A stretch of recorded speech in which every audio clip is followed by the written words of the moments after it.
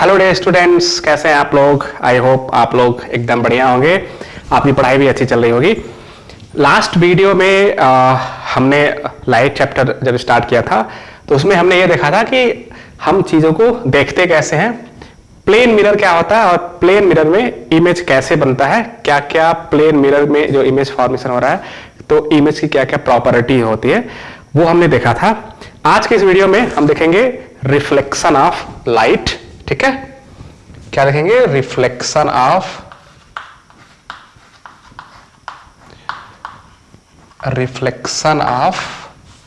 Light.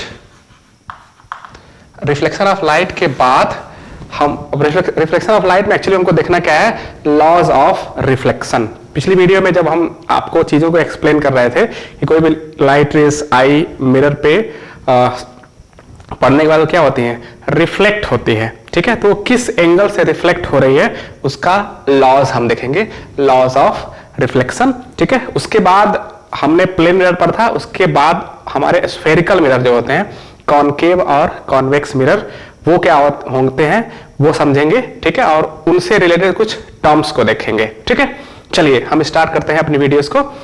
Laws of reflection, क्या है laws of reflection?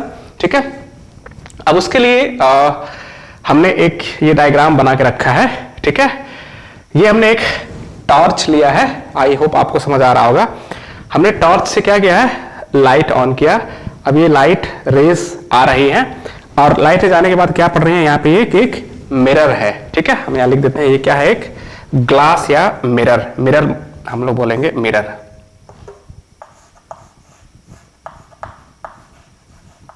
ठीक है, अब ये मिरर कैसा है कि इसके नीचे वाले सरफेस से हम क्या किए हैं, पॉलिश कर दिए हैं, या कुछ गत्ता बोल सकते हैं आप, या फिर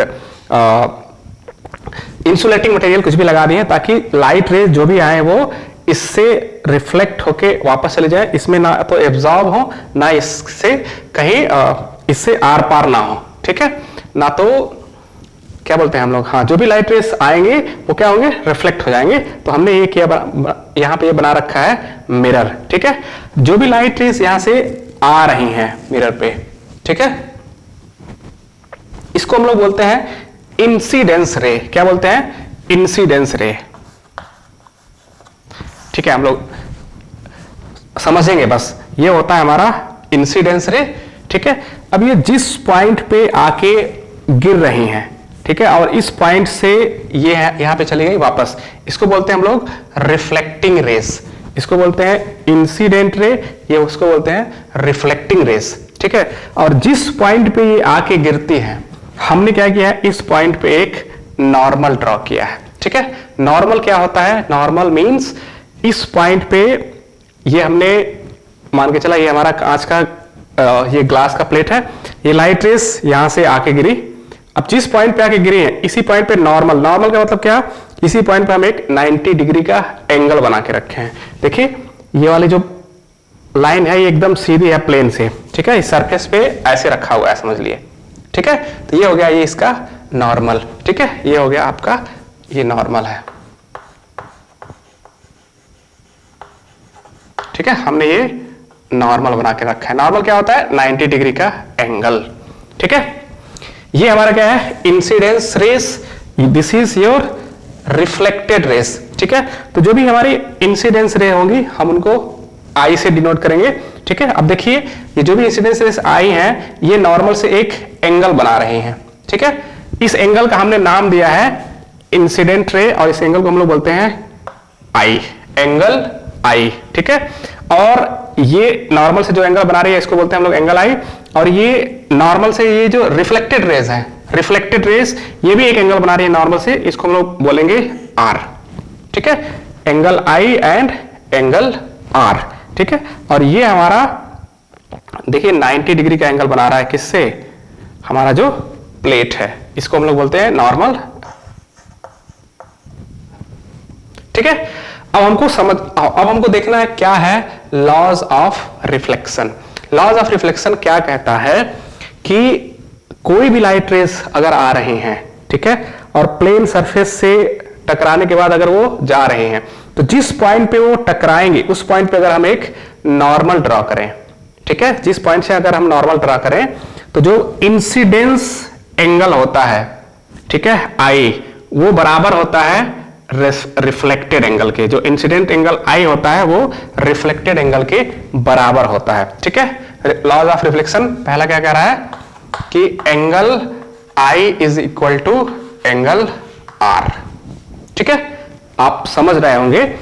दूसरा लॉज ऑफ रिफ्लेक्शन क्या कहता है कि जो भी ये इंसिडेंट रेज आ रही हैं, जो भी ये रिफ्लेक्टेड रेज जा रही हैं, और जो भी हमने ये नॉर्मल ड्रॉ किया है, ये तीनों के तीनों एक ही प्लेन में लाइज करने चाहिए।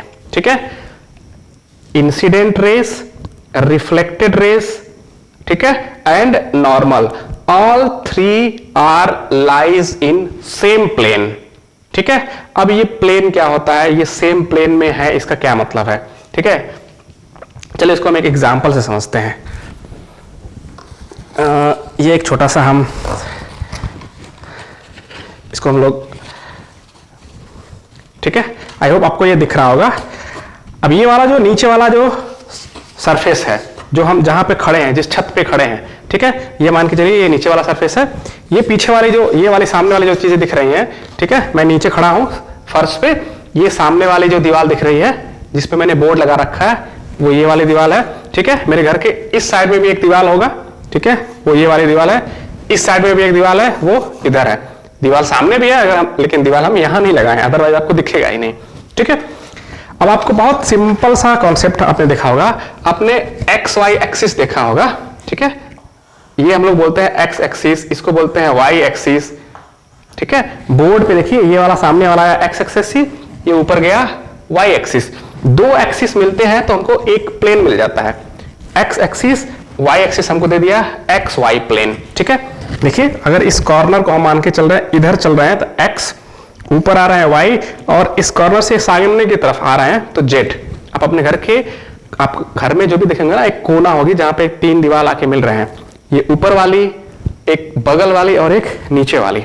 सिमिलरली देखिए यहाँ पे, देखिए ये वाला जो कॉर्नर है, इधर वाली दीवार, ठीक है, ये हो गया हमारा एक्स एक्सिस, यहां से ऊपर आए वाई एक्सिस और इधर आ गए जेड एक्सिस। तो अगर मैं इस वाले प्लेन की बात करूं, ये इस वाले की बात करूं, तो ये किधर गया है, ये एक्स में आया ये और वाई में आ गया, तो ये हो गया X Y plane. I hope आप समझ पा रहे होंगे। अगर मैं इसकी बात करूं तो देखिए ये वाई इधर आ गया, जेड इधर आ गया, इधर से सामने की तरफ जेड, तो ये हो गया हमारा क्या, Y Z, Y Z plane. अगर मैं नीचे वाले की बात करूं तो नीचे वाला क्या है, ये एक्स है और इधर क्या आ गया, जेड, राइट। तो ये नीचे वाला हो गया हमारा एक्स जेड प्लेन। तो दो एक्सिस मिला के हमको एक प्लेन देती है, वन प्लेन। तो अगर हम इस बोर्ड की अगर मैं आपसे बात करूं तो बोर्ड हमारा कौन सी प्लेन में है, this is your X axis, this is your Y axis. So दो एक्सिस मिला के हमको एक प्लेन देते हैं। ठीक है, तो हमारा बोर्ड किस में है, एक्स वाई प्लेन में है। तो जो सेकेंड लॉज ऑफ रिफ्लेक्शन बोल रहा है वो ये कह रहा है कि जो इंसिडेंट रेज हैं, जो रिफ्लेक्टेड रेज हैं और जो नॉर्मल है, ये तीनों के तीनों एक ही प्लेन में लाइज करने चाहिए। तीनों के तीनों सेम प्लेन में ही हैं। देखिए एक्स वाई प्लेन में हमारा इंसिडेंट रेज भी है, एक्स वाई प्लेन में रिफ्लेक्टेड रेज भी है, और एक्स वाई प्लेन में नॉर्मल भी है। ठीक है, ऐसा नहीं है कि लाइट रेज हमारी इधर आई और इधर चली गई। आई होप आप समझ पा रहे हैं। अगर इधर चली गई तो हम किस में आ गए, ये इस वाले प्लेन, उस वाली प्लेन, और वाई में भी कुछ ऊपर भी गए हैं। ठीक है, तो प्लेन हमारा बदल जाएगा, ऐसा नहीं होना चाहिए। लॉज ऑफ रिफ्लेक्शन तभी काम करेगा जब incident ray, reflected ray and normal all threes are lies in same plane. ठीक है, incident ray I am not going to write over here, just I want to make you understand. मैं आपको बस समझाना चाह रहा हूं, आप समझ जाएंगे, बाकी आप बुक से देख लीजिएगा रिटन में क्या है। ठीक है, और ये लॉज ऑफ रिफ्लेक्शन बहुत ही इंपॉर्टेंट है।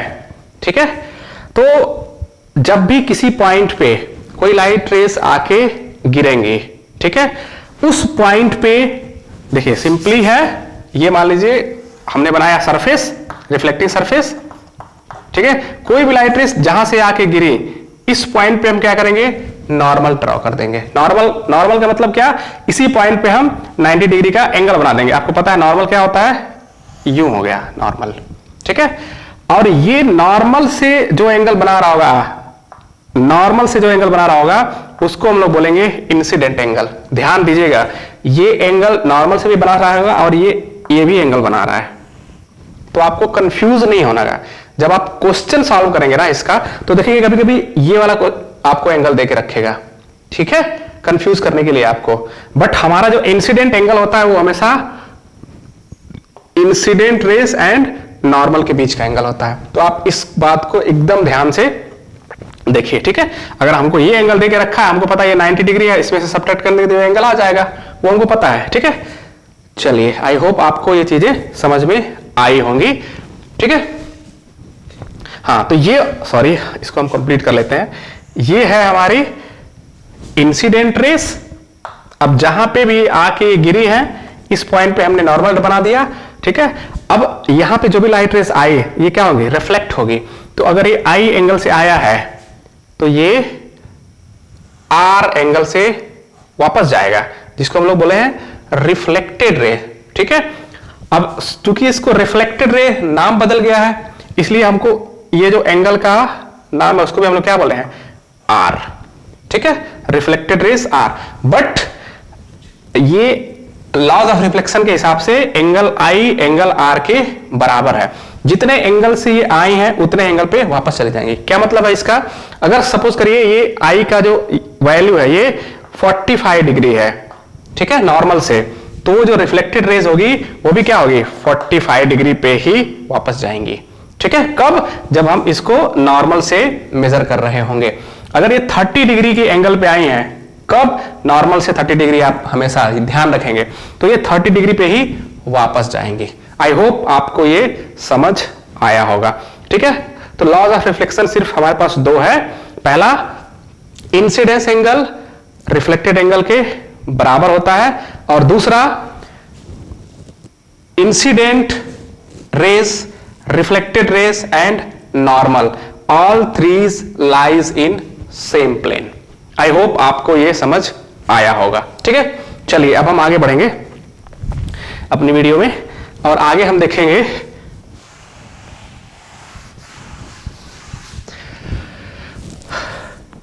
अगला जो हमारे पास हमने प्लेन मिरर देख रखा है। अब हम आगे देखेंगे स्फेरिकल मिरर क्या होता है, ठीक है। चलिए हम यहीं पे लिख लेते हैं, स्फेरिकल मिरर।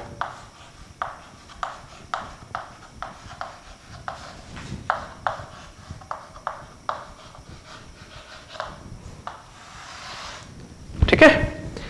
अब स्फेरिकल मिरर समझने के लिए आपने देखा होगा क्रिकेट की जो बॉल आती है वो, या फिर आप फुटबॉल देखे होंगे। फुटबॉल क्या है, एक स्फेयर है, हॉलो स्फेयर, ठीक है। अब आप हॉलो स्फेयर का एक ग्लास लेंगे, ठीक है, नॉट अ बॉल, हाँ स्फेयर ही होगा हॉलो, और उसका हम अगर एक बॉल लेते हैं, ठीक है, जो कि कांच का बना हुआ है, ठीक है, ग्लास का बना हुआ है। देखिए सर्कुलर दिख रहा है आपको, बट ये क्या है, स्फेयर है, ठीक है। आई होप आपको सर्कल और स्फेयर में डिफरेंस पता होगा, ठीक है। अब हमने क्या किया है, एक स्फेरिकल बॉल लिया है, ठीक है, या फिर स्फेरिकल कांच का एक बॉल लिया है, और हमने क्या किया, उसको एक कट लगाया है। सपोज करिए यहां से कट लगा दिया, ठीक है। हमने बॉल लिया और उसको वहां से बीच से नहीं, एक साइड से ऐसे कट लगा दिया, यहां से कट लगा दिया, ठीक है, कट लगा दिया।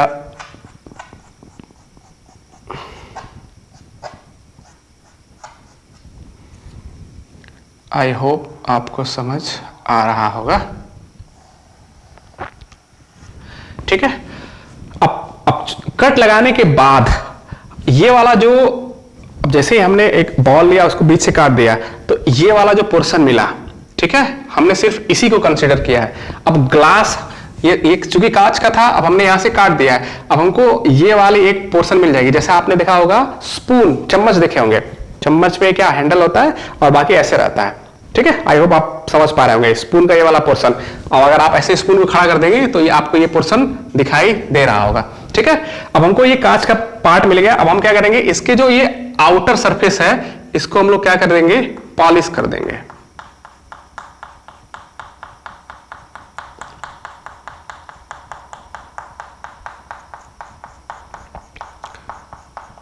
ठीक है। अब जैसे ही हमने इसको पॉलिश कर दिया तो ये जो हमारा ग्लास है, ग्लास का जो इनर सरफेस है, ठीक है, ये हमारा बन गया क्या, रिफ्लेक्टिंग सरफेस। ठीक है, तो हमने क्या किया, एक स्फेरिकल ग्लास को ऐसे कट किया है, ठीक है, और कट करने के बाद इसके आउटर सरफेस को क्या किया है, पॉलिश कर दिया है, और इनर सरफेस को बना दिया क्या, रिफ्लेक्टिंग सरफेस। ठीक है, तो जब हमारा इनर सरफेस रिफ्लेक्टिंग सरफेस बन जाता है तो इस केस में इस मिरर को हम बोलते हैं क्या, कॉनकेव मिरर। ठीक है, हमने एक हॉलो स्फेरिकल ग्लास लिया, उसको एक कट लगाया, कट लगाने के बाद हमने इस वाले सरफेस का जो ये वाला जो पोर्शन मिला, इसका जो आउटर सरफेस है उसको क्या बना दिया, पॉलिश कर दिया, और जो इनर सरफेस को क्या बना दिया, रिफ्लेक्टिंग सरफेस। अब इसी को हम इसी वाले पोर्शन को हम लोग बोलेंगे क्या, कॉनकेव मिरर। ठीक है, आई होप आपको समझ आ रहा होगा। इसी को हम लोग बोलेंगे क्या, कॉनकेव मिरर। ठीक है, कॉनकेव, केव मतलब क्या होता है, गुफा। आप देखे होंगे केव कुछ, अगर आप इसको देखेंगे तो एक बार इमेजिन करके देखिए, केव को अगर आप देखेंगे तो शायद ऐसे ही आप इमेजिन कर पाएंगे, उसका जो ओपन खुला हुआ पोर्शन है, ठीक है, तो वो ऐसे ही रहता है, ऐसे ही केव। ठीक है, इसलिए वजह से इसका नाम कॉनकेव दिया गया है। ठीक है, चलिए अब हम इससे रिलेटेड कुछ पॉइंट्स है उसको देख लेते हैं, जो काफी इंपॉर्टेंट पॉइंट्स है। ठीक है, अब चूंकि ये एक स्फेयर का बना हुआ पार्ट था ग्लास, तो उस स्फेयर का एक सेंटर होगा, ऑब्वियसली वो स्फेयर किसी एक सेंटर पॉइंट, मतलब उसका एक कोई सेंटर पॉइंट होगा। ठीक है, तो ये जो कांच का हमारा स्फेयर था उसका जो सेंटर पॉइंट होता है, इसको हम लोग C से डिनोट करेंगे।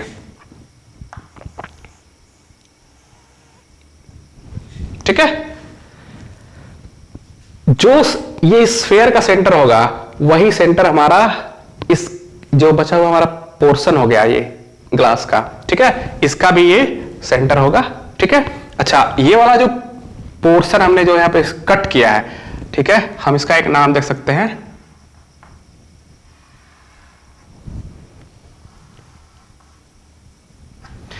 ठीक है। अब ये जो पॉइंट C है हम लोग इसको बोलते हैं centre of curvature, centre of curvature. जो ये कर्व है इसी का ये क्या है, सेंटर पॉइंट है। ठीक है, हमने इसको डिनोट किया है C से। ये सारे हमको पॉइंट्स या सारे नाम हमको याद रखना है। ठीक है, अब ये वाली जो पॉइंट है हम इसका एक नेमिंग कर देते हैं M एंड N। चलिए M एंड N पे लास्ट में आएंगे। ठीक है, ये हमको मिल गया सेंटर ऑफ कर्वेचर। अब हमको पता है कि ये सर्किल का रेडियस होता है, राइट। ठीक है, अब ये हमारा जो भी हमारा स्फेयर था, स्फेयर का एक रेडियस होगा, हमने कट किया सेंटर से इस पॉइंट को मिलाने वाली लाइन को। ठीक है, और हम इसको डिनोट करते हैं अगर R से। ठीक है, अब इसको यहां से हटा के पहले हम R बना लेते हैं अपना। इस R को ही हम लोग बोलते हैं M एंड N। ठीक है, R को हम लोग बोलते हैं रेडियस ऑफ कर्वेचर।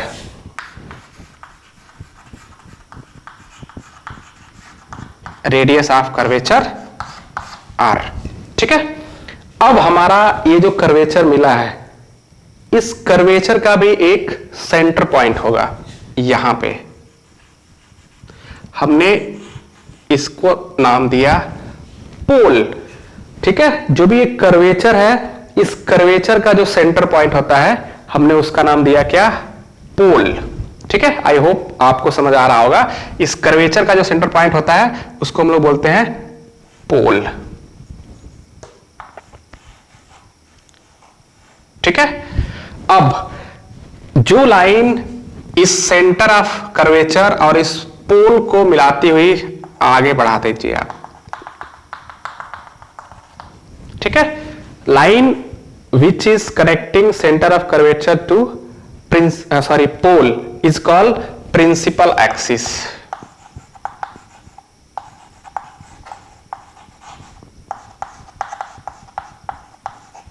ठीक है, प्रिंसिपल एक्सिस बोलते हैं कि जो लाइन सेंटर ऑफ कर्वेचर और पोल को मिलाती है, ठीक है, उसको बोलते हैं प्रिंसिपल एक्सिस। अब उसके बाद लास्ट में हमारा ये जो डायमीटर ऑफ दी कर्वेचर होता है, इस कर्वेचर का जो डाया है, सिर्फ हम इस कर्वेचर की बात कर रहे हैं, एम एंड एन, ठीक है, एम एन को बोलेंगे अपर्चर, ठीक है।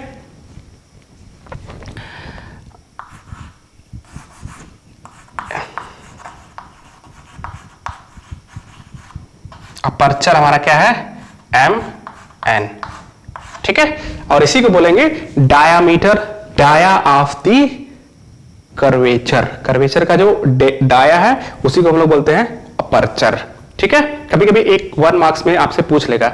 अच्छा, और एक कंडीशन हम अप्लाई करेंगे कि हम अपने इस लाइट वाले चैप्टर में, ठीक है, जो भी स्फेरिकल मिरर, कॉनकेव मिरर का क्वेश्चन सॉल्व कर रहे हैं, हम ये मान के चलेंगे कि जो ये कॉनकेव मिरर के केस में जो ये अपर्चर की वैल्यू है mn, ये हमेशा ये जो r की वैल्यू है, रेडियस ऑफ कर्वेचर, ठीक है, सेंटर पॉइंट से इसके बीच, पोल के बीच की दूरी, इससे हमेशा क्या है, कम होता है, ठीक है। तो mn की वैल्यू हमेशा क्या होगी, कम होगी रेडियस ऑफ कर्वेचर की, ठीक है। ये अजम्पशन है, आप इसको मान के चलेंगे, ठीक है। जो भी हम इमेज फॉर्मेशन पढ़ेंगे आगे के चैप्टर में, ठीक है, तो उस केस में हमेशा ये जो अपर्चर की वैल्यू होगी ये r से कम होगी, ठीक है, ये मान के चलेंगे। अब दूसरा केस हम देखते हैं। सेम हमने स्फेरिकल बॉल लिया है, ठीक है, और इसको यहां से कट लगाया है, ठीक है। अब हमने देखा कि हम कट लगाने के बाद इसके आउटर सरफेस को क्या किए थे, आउटर सरफेस को हमने पेंट किया था। अब यहां पे क्या करेंगे, हम इनर सरफेस को पेंट कर देंगे। हमने स्फेरिकल मिरर को कट करने के बाद इसके इनर सरफेस को अगर आप पेंट कर देंगे तो ये आउटर वाला जो सरफेस मिलेगा इसका, ये हमारा क्या होगा, रिफ्लेक्टिंग सरफेस, ठीक है। तो जब हम किसी भी स्फेरिकल मिरर को कट करने के बाद उसके इनर सरफेस को क्या करते हैं, पॉलिश कर देते हैं और आउटर सरफेस को बना देते हैं क्या, रिफ्लेक्टिंग सरफेस, तो उस केस में इस मिरर को बोलेंगे क्या, कॉन्वेक्स मिरर, ठीक है। बस इतना सा डिफरेंस होता है कॉनकेव एंड कॉन्वेक्स मिरर में, बाकी सारी चीजें इसमें भी सेम रहेंगी। So I am not going to write all those things. ये हो जाएगा हमारा C, ठीक है, सेंटर ऑफ कर्वेचर। ये हमारा हो जाएगा P, पोल, पोल क्या होता है, the centre of this curvature, ठीक है, and the distance between pole and C is radius of curvature R, ठीक है। उसके बाद क्या मिल गया हमको, यहां पे भी हमारा mn विल बी अपर्चर, ठीक है। आई होप आपको इतना समझ में आया होगा। तो यही मेन और ये जो पॉइंट, पोल एंड C को जो मिलाने वाली लाइन है जो आगे हम एक्सटेंड करेंगे, वही हमारा हो जाती है क्या, प्रिंसिपल एक्सिस, ठीक है। तो ये सारे पॉइंट्स को आप याद रखेंगे कि पोल क्या होता है, सेंटर ऑफ कर्वेचर क्या होता है, रेडियस ऑफ कर्वेचर क्या होता है, ठीक है, और अपर्चर क्या होता है। क्योंकि हम आगे जब भी इमेज फॉर्मेशन वगैरह देखेंगे तो हम डायरेक्ट इसका नाम लेंगे, सेंटर ऑफ कर्वेचर C, ठीक है, और रेडियस ऑफ कर्वेचर R, ठीक है, अपर्चर, पोल या प्रिंसिपल एक्सिस का नाम लेंगे, तब आपको कंफ्यूजन नहीं होना चाहिए, आपके दिमाग में तुरंत क्लिक करना चाहिए कि क्या है सेंटर ऑफ कर्वेचर, ठीक है। आई होप आपको ये वीडियो समझ में आया होगा, ठीक है, आप चीजों को सीखे होंगे। मिलते हैं आपसे नेक्स्ट वीडियो में, ठीक है, चलिए बाय, थैंक यू।